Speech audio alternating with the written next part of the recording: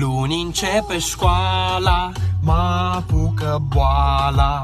S-a terminat vara, începe toamna nasoala. Gata cu abureala, cu leneveala.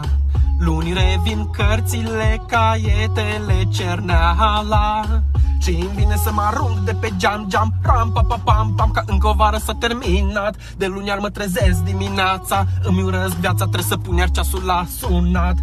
Să nu mai zic ce groază îmi e de chimie, fizică, istorie, dar și biologie. Din prima săptămână parcă sunt la pușcărie, dăm teste inițiale până și la geografie. Oh, mama, mă apucă teama, dau peste cap electrocardiograma. Dacă mi-au pulsul, mă apucă plânsul, numai la gândul că începe școala.